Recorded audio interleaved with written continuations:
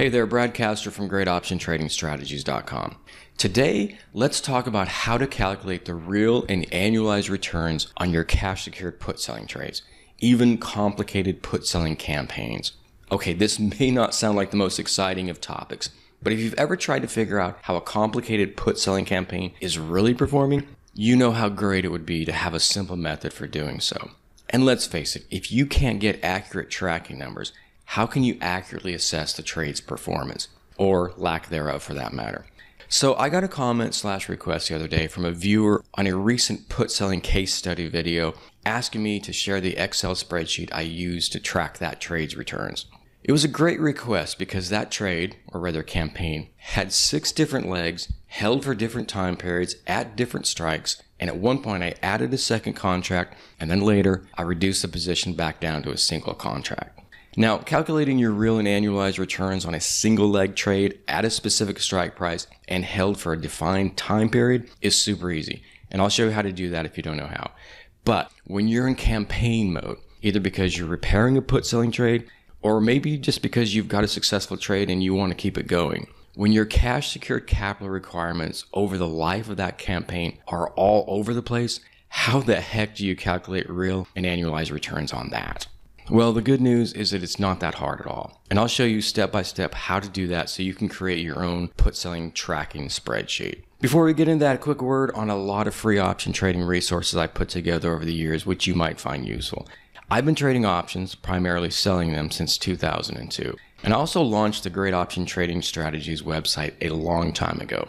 There's a link in the description below. The site has been around for 17 years now, and you're not going to find a more comprehensive collection of free, quality option trading resources, from downloadable special reports and trade case studies to hundreds of articles on selling options for income, as well as incorporating options into value investing and dividend growth investing portfolios.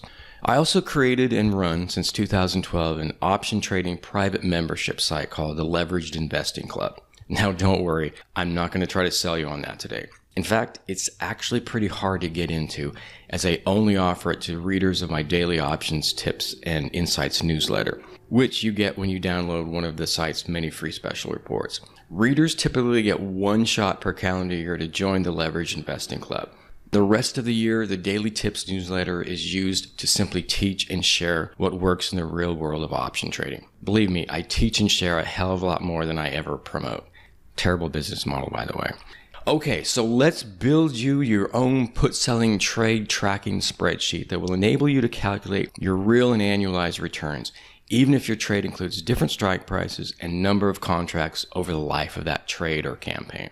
And we'll start with the spreadsheet I used on that other video where I detailed a put-selling trade repair situation on BK, or Bank of New York. So this was a situation where we sold a single put on BK at the $50 strike price, and then the stock traded lower on us. And then later, a lot lower. As you can see in the spreadsheet, after the original entry leg of the trade, the next 3 rolls were rolls straight out to the same $50 strike price for net credits. Just to make sure we're all on the same page, a net credit on a roll or adjustment occurs when you collect more premium for setting up or selling a new option than what it costs you to exit or close out or buy back the old option. My first objective in a situation like this would be to roll down and out to a lower strike price for a net credit, as long as I can do that without rolling out more than 3 monthly expiration cycles. Unfortunately, BK monthly options at the time were priced in very wide $5 increments, so that move was never really feasible. Later, when the stock was trading much lower, I added a second contract at the $45 strike price, which enabled me to work the existing $50 short put down to that strike price as well, and for an overall net credit.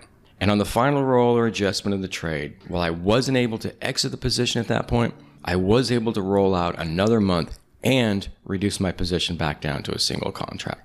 Now, I don't want to rehash the entire trade here and go through every trade management decision.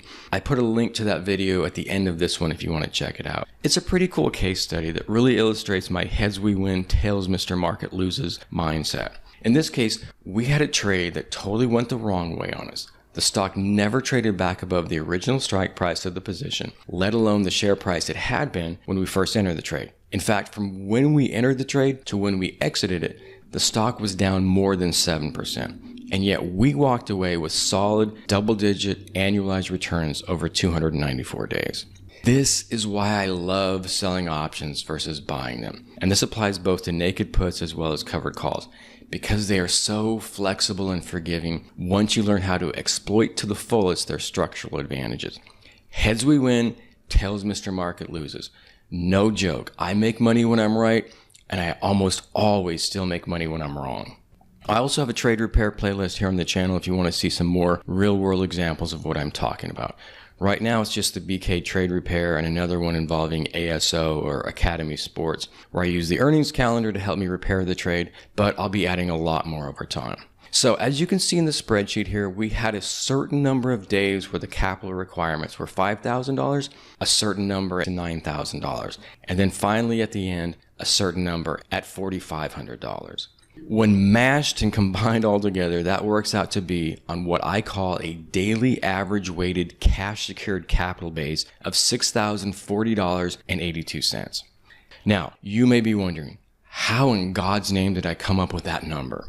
Okay, let's take everything step by step. Just to make sure we're all still on the same page, a $50 short put has an implied $5,000 cash secured capital requirement, because when you sell a $50 put, you're theoretically on the hook to buy 100 shares at the $50 strike, which of course works out to be $5,000. So to calculate the real and annualized returns on a single leg trade or a multi-leg trade where the strike price and number of contracts remains the same throughout the entire campaign is super easy. For the real return, you divide your net premium by your cash secured capital base. For example, in the trade's first row, I would divide my $81.34 of net premium received by $5,000. Or in the spreadsheet, I would divide cell F2 by cell E2. And that makes my real return 1.63% over 22 days. So far, so good, right? Now, to get the annualized rate of return, here's the formula I use. I multiply my regular ROI figure, 1.63%, by the result of 365 divided by the number of days I held my position. That gives me an annualized ROI of 26.99% over 22 days. This is what the formula looks like in the spreadsheet.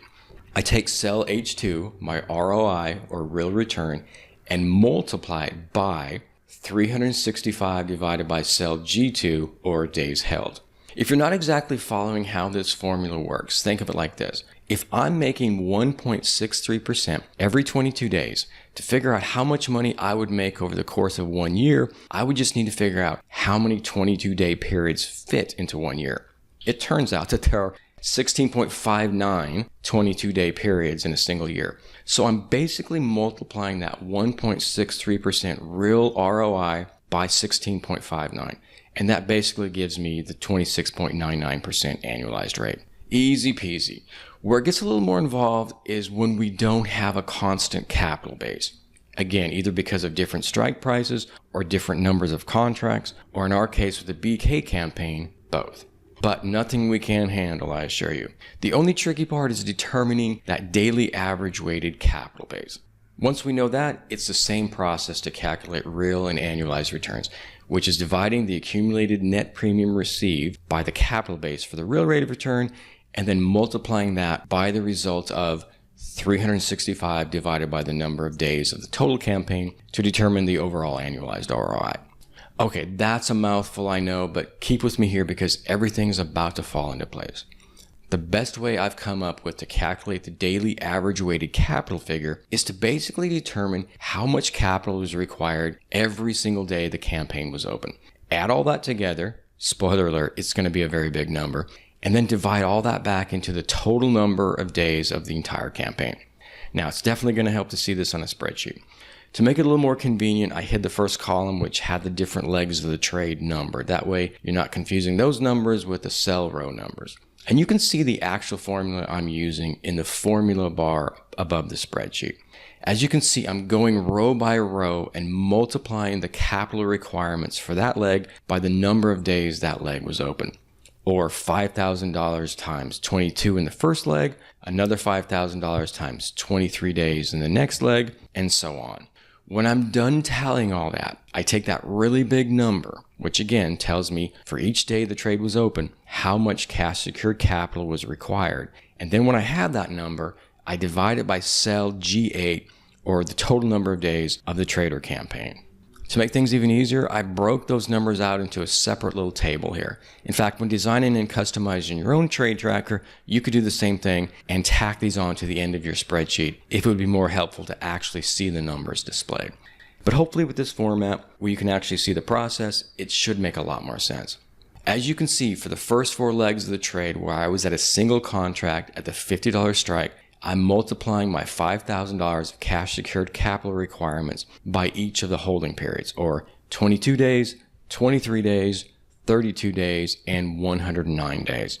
Then there was an 80-day period where my capital requirements increased to $9,000 because I expanded the trade to 2 contracts at the $45 strike. And then the final leg, my capital requirements fell to $4,500 as I reduced the position back down to a single $45 short put. When you take that $1.776 million figure, which is what you get when you add the capital requirements from every single day of the campaign all together, and divide that by the total number of days the position was open, you get $6,040.82. That's the daily average weighted capital base of the campaign. And from there, it's easy to calculate the total ROI of the trade, as well as the annualized ROI of the trade. Let's do that real quick just to reinforce what we've already gone through. The final booked income from the accumulated net premium was $501.41. When we divide that by our daily average weighted capital requirements of $6,040.82, we get an 8.30% total ROI, or 10.30% annualized over 294 days, which is derived from multiplying 8.30% by the result of 365 divided by the 294 days the campaign was running. Okay, finally, in case this formula seems a bit foreign or bizarre or you don't entirely trust it, let's do a couple things real quick that should help you see that it's accurate.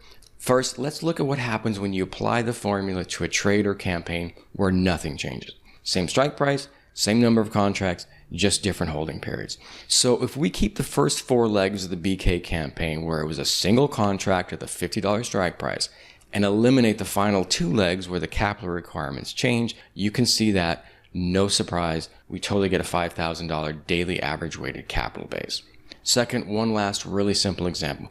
Let's say we had a trade that for 100 days required $5,000 of cash secured capital, and then for the following 100 days required $10,000 of cash secured capital. Now, obviously, as with the 5K example, we don't need the formula to know what the daily average weighted capital base is. If our capital requirements are at $5,000 for precisely half the trade and at $10,000 for precisely the other half, then the daily average weighted capital base is obviously going to be right in the middle there, or $7,500. And that's also what you get when using the formula, as you can see. Okay, presto, you're now an accounting genius. I know we covered a lot of numbers today, but hopefully I was able to simplify things here because it can get a little confusing trying to track your returns when you have a fluctuating capital base. Also, I think the annualized metric is such a helpful tool. It's basically a money speedometer. It tells you how quickly or slowly your money is making more of itself. I actually have a full article on the annualized metric, what it is, how to use it, why I love it, and of course how to calculate it over on the Great Option Trading Strategies website. If you want to bookmark it for future reference, I've added a link in the description below. And while you're there, feel free to check out the rest of the site. It's an option seller's paradise. Okay, I'm biased a bit. Seriously though, there's a lot of free quality resources and unique insights, and there may be some stuff over there that will genuinely help improve your own process and results. Finally, I'd love to hear your thoughts, feedback, or questions about today's video on calculating the annualized ROI. And please let me know if there are specific option trading or stock investing topics or issues you'd like me to cover in future videos. Okay, until next time.